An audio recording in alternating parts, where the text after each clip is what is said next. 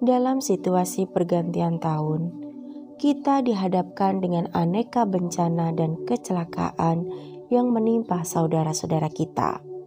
Ada yang meninggal, luka-luka, dan ada juga yang tidak ditemukan keberadaannya orangnya, alias hilang.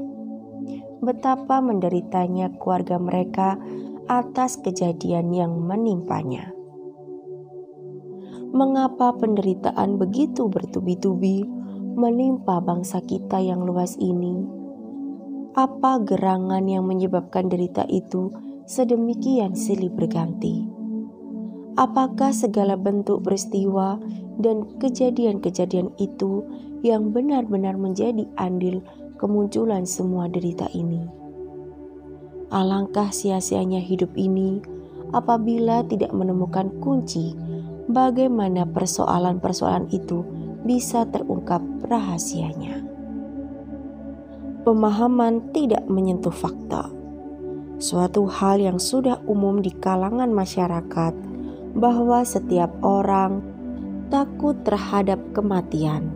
Kita takut terhadap kematian karena kita melekat terhadap kehidupan dengan segala bentuk harapan kita sendiri dan tidak memahami hal itu secara benar.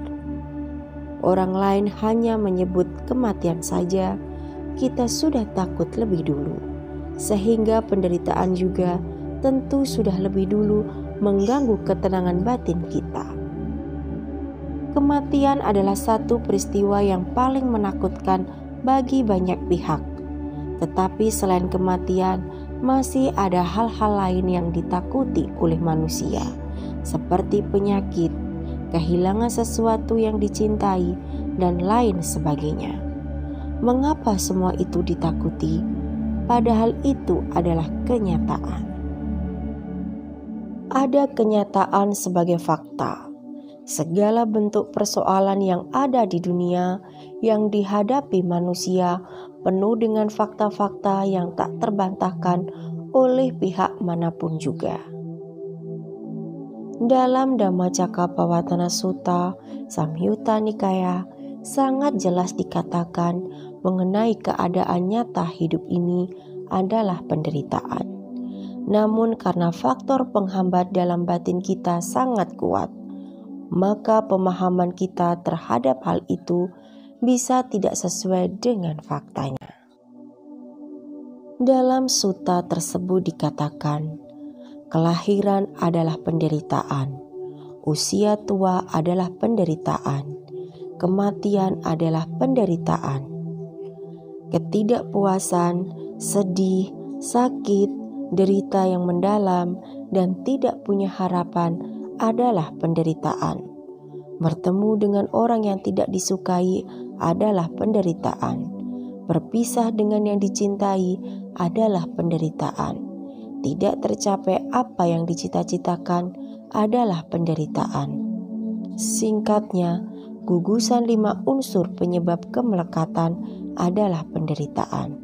Samyutta Nikaya 56.11. Kita dituntut untuk memahami hal tersebut secara benar. Memahami secara benar.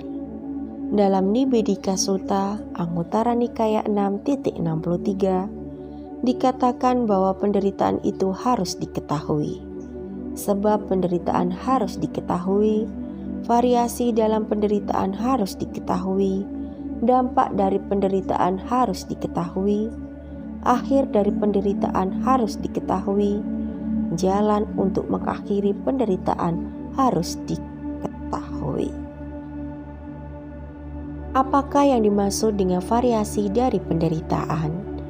Ada penderitaan yang serius dan ada penderitaan yang kecil, ada penderitaan yang lambat pelenyapnya, ada penderitaan yang cepat pelenyapnya. Itulah yang disebut variasi dalam penderitaan. Anguttara Nikaya 6.63. Yang Arya Sariputta pernah berkata kepada para biku, sebagaimana dikatakan dalam Sacawibangga Sutta, Majjhima Nikaya, seperti dalam Dhammacakkappavattana Sutta, Samyutta Nikaya 56.11 tersebut di atas. Apakah kelahiran itu? Kelahiran dalam segala hal. Kelahiran terjadi, keturunan akan terlahirkan, segera terlahirkan, penampakan dari gugusan, pengakuan sebagai bagian dari berbagai makhluk dalam kelompok ini atau kelompok itu, itulah yang disebut kelahiran. Apakah usia tua itu? Tua dalam segala hal, menjadi lemah karena usia, merosot, pudar, keriput, kekuatan tenaga melemah, melemahnya kekuatan indera dari berbagai makhluk dalam kelompok ini atau kelompok itu, itulah yang disebut tua. Apakah kematian itu?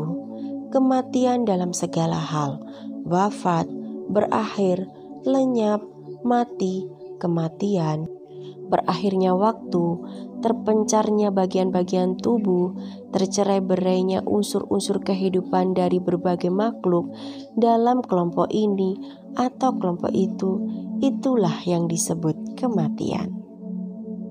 Apakah kesengsaraan itu?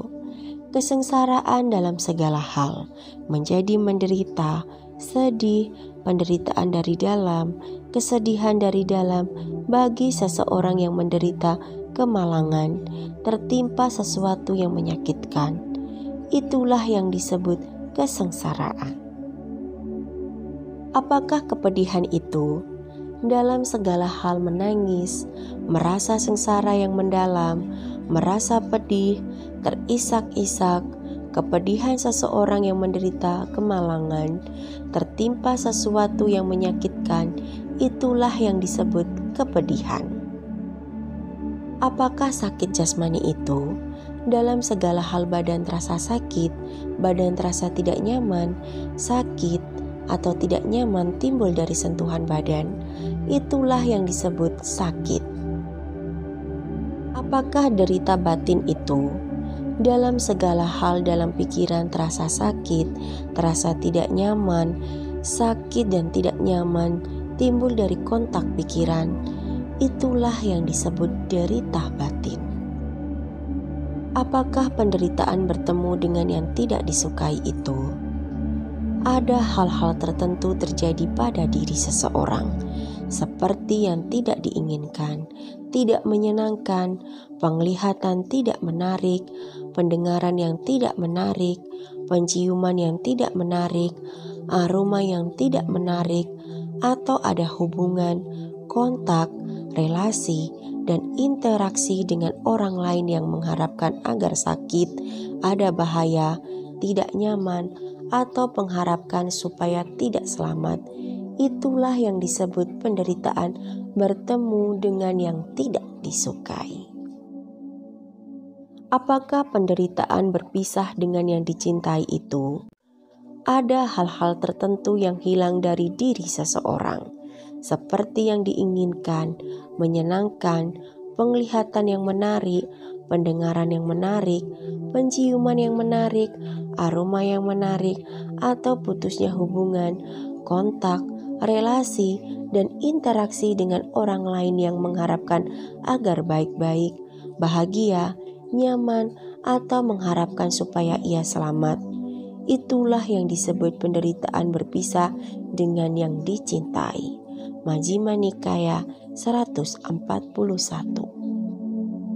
Dari pemahaman timbul sikap.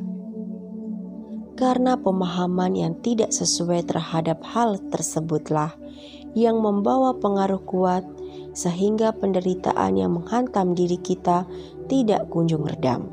Hal itu juga terpengaruh oleh faktor kuatnya kebodohan batin kita yang nyata-nyata ada, namun tidak kita sadari akan fakta itu.